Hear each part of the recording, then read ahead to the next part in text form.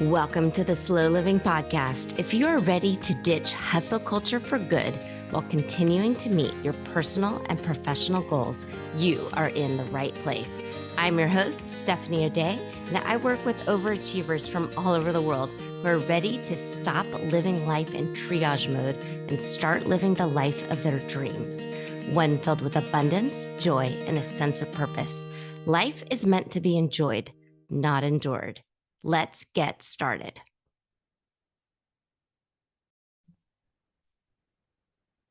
Hi there, Slow Down Society, and welcome back to another edition of the Slow Living Podcast.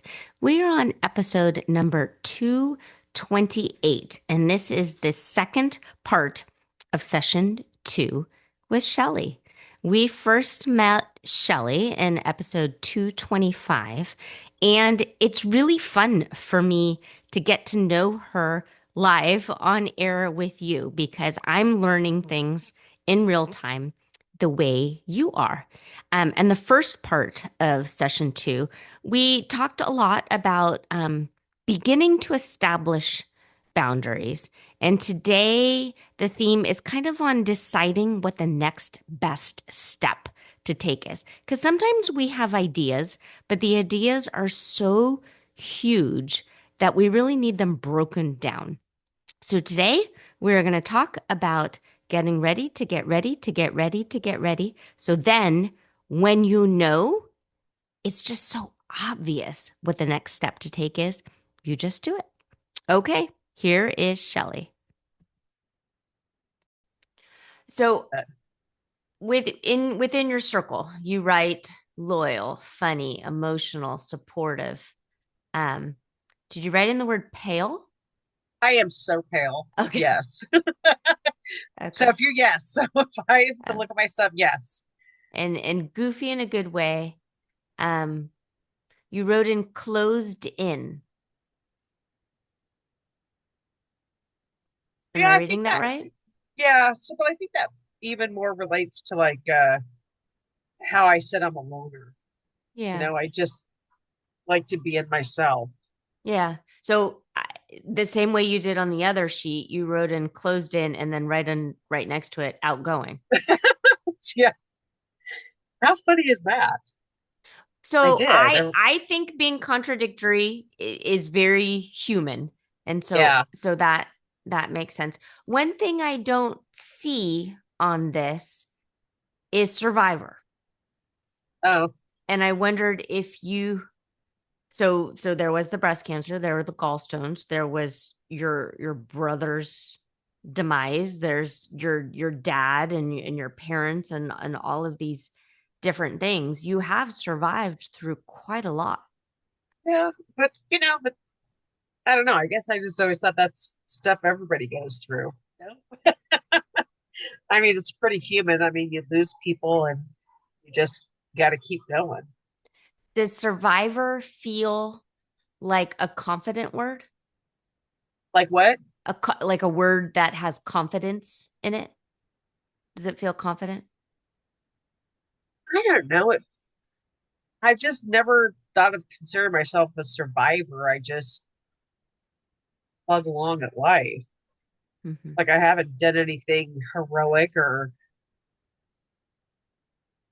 Yeah. out The of the ordinary. the daily journaling worksheet where the first question says, how do you want to feel today? What do you usually put for that? I just want to feel happy, content. Okay. Okay. So let's focus on that. How would a happy and content person prioritize her health? How would you prioritize your health? Uh, Much higher on the list than I do. What would she include perhaps maybe in a time blocking worksheet?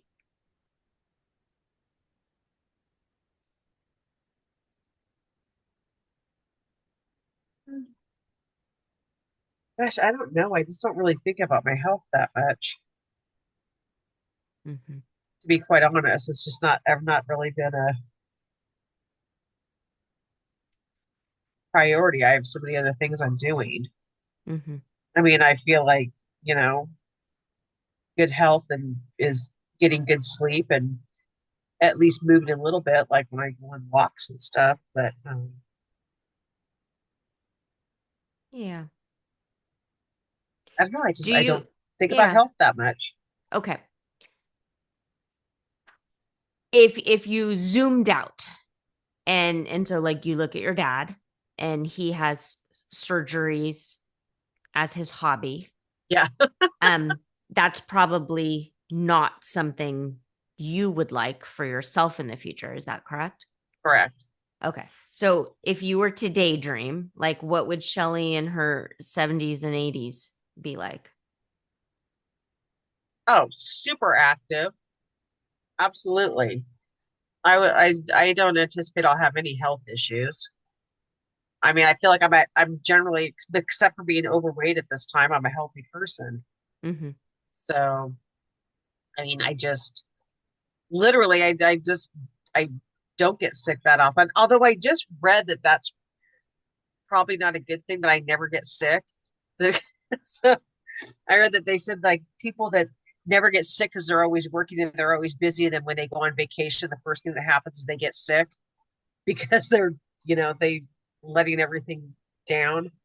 So, but I don't get sick a lot. I just don't Hmm. have So allergies. what so two things float up for me there. First off, you can find an article saying one thing and then in Yeah. the next tab find an article saying the exact opposite. Um, but I do believe that if you don't truly decide to slow down on purpose, your body will force you Yes. to do that. And so it does make sense to me that when you're finally relaxed on vacation, that's when um, stuff happens. If you want to be happy and content in your 70s and 80s, along with being super active, what can you start doing now to incorporate that?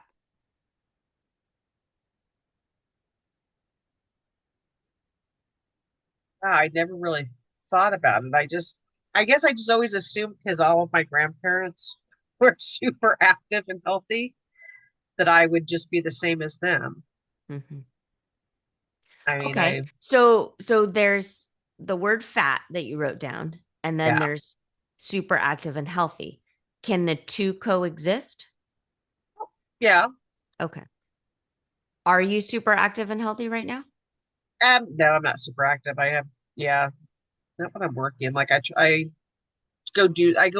walk, I do quite a lot of walking on the weekends, but other than that, I mean, I'm not sporty at That's all.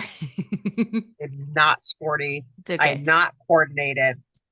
So I will not be going out to play pickleball. That's Not okay. me. I'm definitely, I will probably always struggle with that. I'm just not a real, I backpacked when I was younger.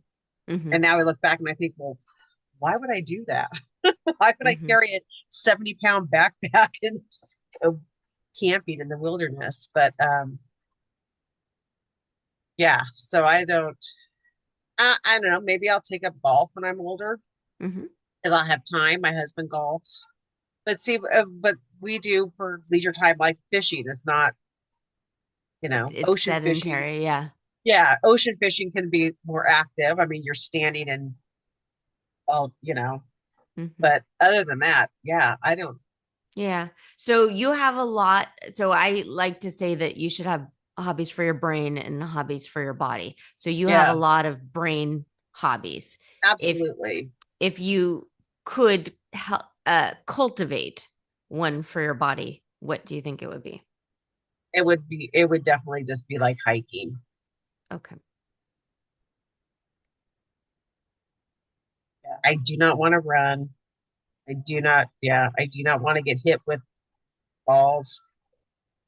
Are there any trails or national parks or places that Oh, you've always wanted to go to that you'd like to kind of look forward to going and hiking around? there's a lot around here. Yeah, we have a lot. And my sister, she does a lot of hiking, her and my niece, and but previously they generally go because they're both nurses, so they go during the week when I've never had time to, go with. Mhm. If you asked them to include you, Oh, always. Yeah, they would. Yeah. I talk to them both every day. I mean, mhm. it's just always just scheduling, you try to get Yeah. schedules all to mesh up. Yeah. Mhm. So no, super close. My sister and she's my best friend. And then her daughter is like my daughter too. I Yeah, get it to, really does sound like you're such a loner, Shelly. yeah. You're so closed off. Okay. I like that. Let's see if we can incorporate more hiking. Um, Yeah. and then the fatness. So fat in of itself is just a word. Um, it's the loaded context around it that creates emotion and shame and uncomfortableness. Um, but it is what it is. And you deciding on purpose to becoming more fit and active. Well, and why does everybody in the flipping world can get Ozempic, but of course my doctor is like, even though I'm just right in there with all Mhm. of the correct criteria. So Yeah. Well, yeah, I last time I went to a scrapbooking weekend, every single one of my girlfriends, I used to be the tiny one. mm, They were all I was like, what is going on here? they all, yeah. Do, Yes, they all got the jab. do you struggle with food noise and different things Um, that Ozempic is? no, I just Okay. honestly no. I mean, I would like to. My husband is quite a bit older than I am. Hmm. So he's in his 70s, and he is definitely old school, likes a full dinner. Hmm. I mean, honestly, I it probably would be benefit for me. I could have my midday meal be my large meal and not eat dinner, and I would be fine.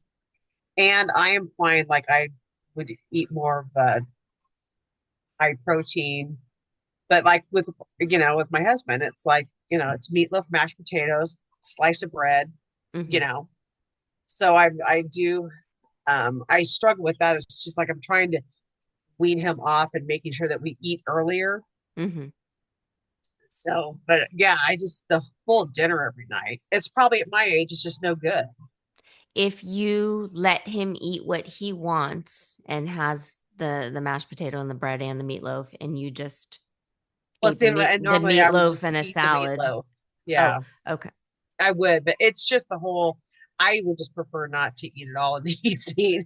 Okay. And he makes breakfast every morning for me generally, Okay. Yeah, no, and I saw that's that in your notes, which is yeah. very sweet. So yes, I've been very lucky. I mean, he gets up early and he'll do. I mean, and I'm talking a full on bacon, eggs, Hmm. everything, which I love If breakfast. if you told him, "Hey, I'm worried about my future health and uh I want to feel more comfortable in my skin when I'm your age and I can't eat as much in the evening as you do," and then just wait and pause, how would he respond?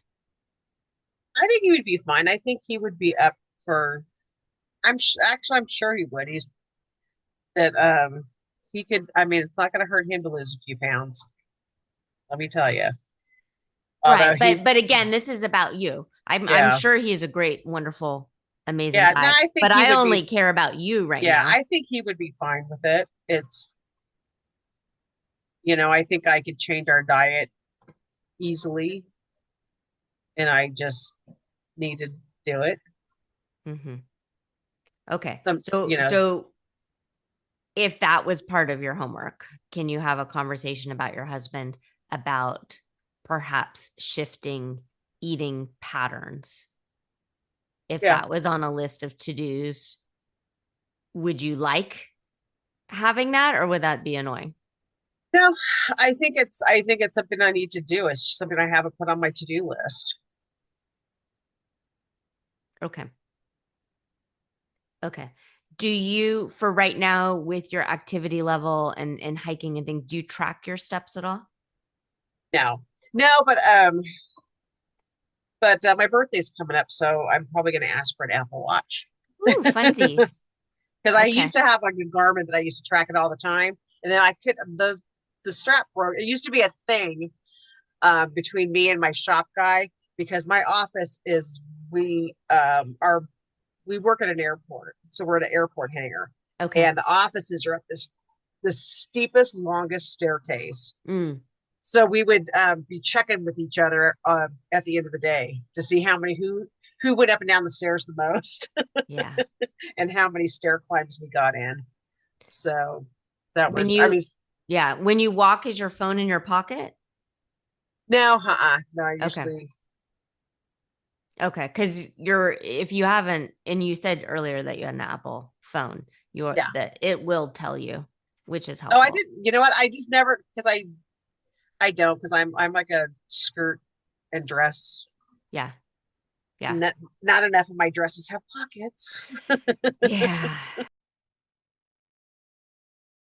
Hi there. Have you ever wondered what it would be like to coach with me? Don't like that. Hi there, pretty people. Steph here, and I have an opportunity for you to coach with me. If you've listened to the Kelsey, the Melissa, and the Shelly series and past episodes with Beth and Catherine, you know who I am. You know I'm a real person, and I am here to help you. It's not too late to live the life of your dreams. I've worked with people from all over the world, and I'm happy to work with you.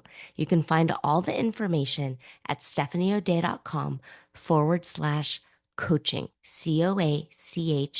COACHING.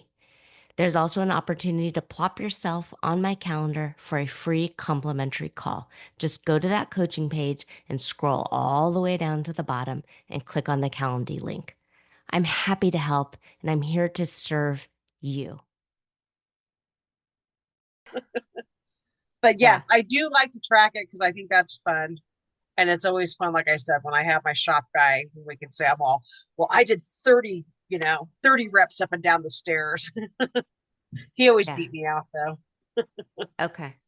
All right. I think you might find it motivating to see what you do on a regular basis You when know you're what? at work I versus at home. agree.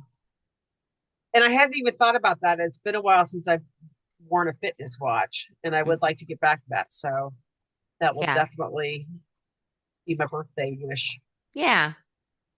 And in the meantime, you can hold your phone or put it down your bra or find I will, other ways to yes. to have your phone with you. And you also, instead of an Apple Watch, although that sounds pretty bougie and wonderful, you could I get know. a super cheap uh pedometer. I mean, they have little ones for kids that you can clip onto your clothes. Yeah. So, and or a Fitbit, which is less expensive and things like that. So And there's ways.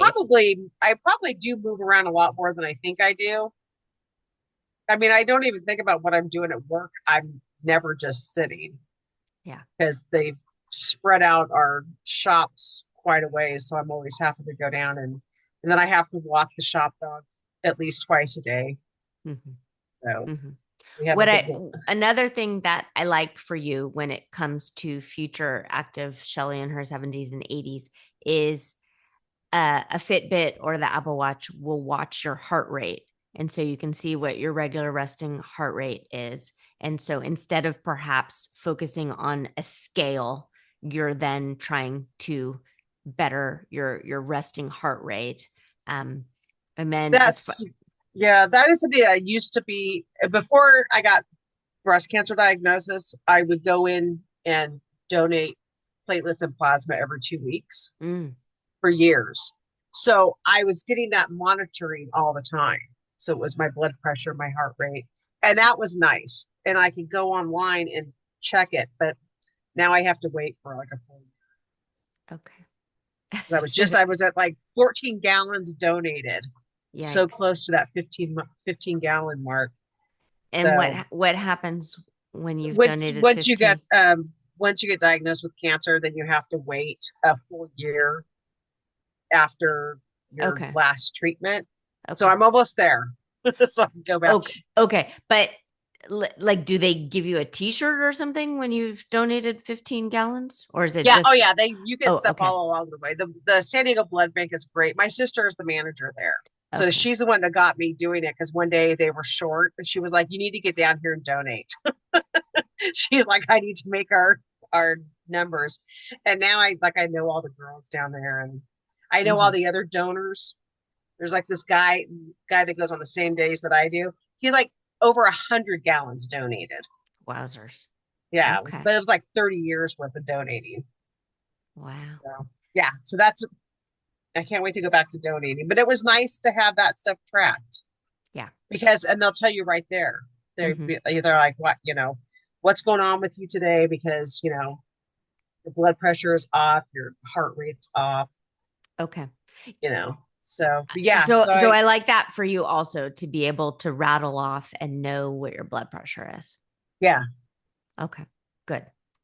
All right. The last thing I wanted to talk about today, but then also please cut me off if you have other questions, is you said you started reading the audiobook of The Adult Children of yes. Emotionally Immature Parents. What were some takeaways?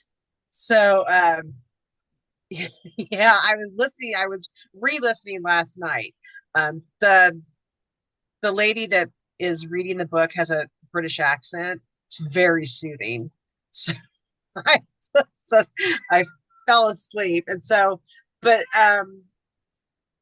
it's so last night I was listening to it from the beginning and lots of some of the descriptions on things that I would not have necessary, and I can't, I should take some notes, but things that were describing my dad that I would not necessarily have attributed to being, emotionally immature. But I was like, oh, huh, but and then I listened a little bit more and yeah, so I'm looking forward to I'm gonna actually um listen to it at work today Okay. during the daylight. So so she won't put me to sleep. Something about that British accent, I was like, oh, it's so sweet. It's like somebody telling you a bedtime story. Yeah. So Well, good.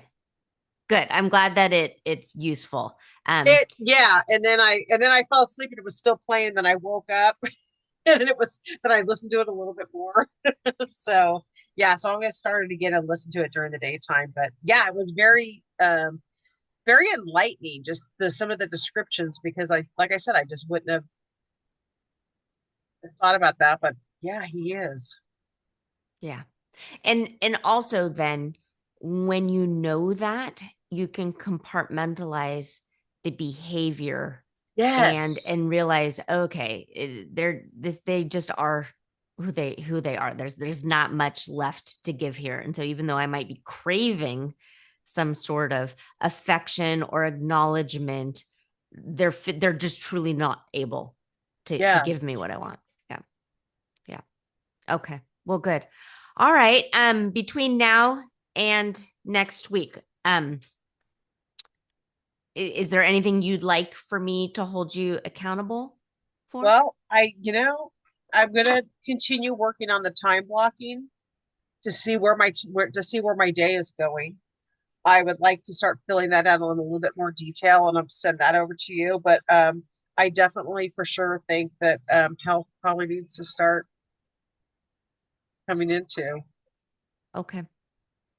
And it's coming in as just a thing without judgment. Yeah, what just should be integrated into part of my to-do list, right? I mean, it should just be part of my day.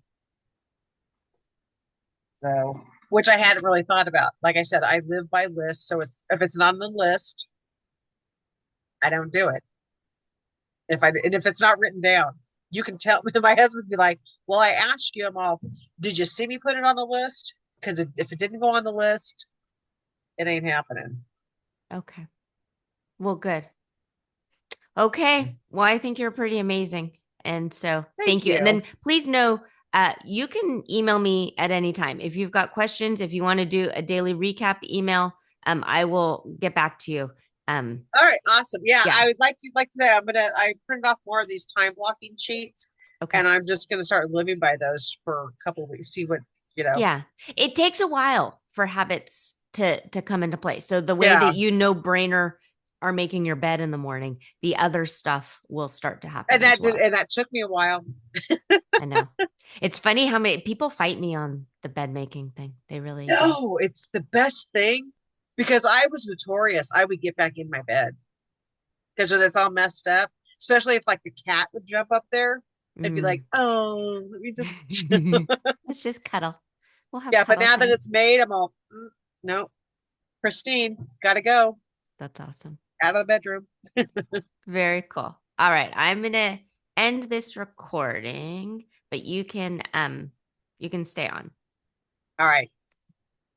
Thank you. Okay, that is the end of session 2 with Shelly, and we'll be back next week with the first part of session 3. We break up the coaching calls, which are an hour, into 2 parts for the podcast. Otherwise, it's a lot to listen to at once. And we also talk about an awful lot in a coaching session. I'm sure you can see that while I might have an idea and a bit of a framework of what we want to talk about, they're very free flowing. Thoughts come up, um, flashes of memories come up, past childhood traumas, and different things that need to get worked through in order to take the next best step forward for you. I have a few past podcast episodes that I want to drop in case you want more, in case listening to Shelly brings up some thoughts and ideas and you want to do a little bit of self-coaching on your own. So episode 9, way back in episode 9, I called it Getting What You Want when you want it. And it's essentially how to come up with your own life plan. And I walk you through mapping that out. Episode number 26, Stop Delaying Happiness. The only thing you can control is the here and the now. And if you're constantly putting yourself on pause and saying, oh, I can't do that because of, or I can't do this because of, I want you to pay attention to that. Shelly shares that she's a survivor of breast cancer. She's had a lot of things in her life and she doesn't dwell on it because she lives in the here and the now. Episode 36, Becoming Resilient. Again, life is going to life. Humans are going to human. You can't control anything and everything. And so becoming resilient, being that dandelion that sort of sways in the wind versus like the temperamental orchid who, if you look at it funny, all the leaves are going to fall off. So pay attention to that. Episode 43, Imperfect Action. Sometimes you just have to take the next step forward, even if you don't feel ready, and even if things aren't going exactly according to what you thought they might be in your imagination. And then number 51, adult friendships. Shelly talks a lot about how she is a good friend, but she considers herself a loner. And I think you can hear sometimes a little bit of wistfulness in her voice. She spends a lot of time taking care of aging parents and wants some more friends. And a lot of us can relate to that. So that episode will help with that. Okay, pretty people. I think you're amazing and lovely and wonderful and kind. I'm so glad you're here. I'll be back in your earbuds next week. If you are ready to start living slowly and ditch the hustle mindset for good, reach out to me. I'm a real person and you can track me down online at stephanieoday.com. Also, if you found value in this podcast, please share it with your family and friends and tag me on Instagram at Stephanie O'Day. While you're at it, go ahead and leave a positive review on your favorite podcast app. The more we share, the more people we can reach and share the slow down lifestyle and messaging. Thank you, Slow Down Society, and have a great day.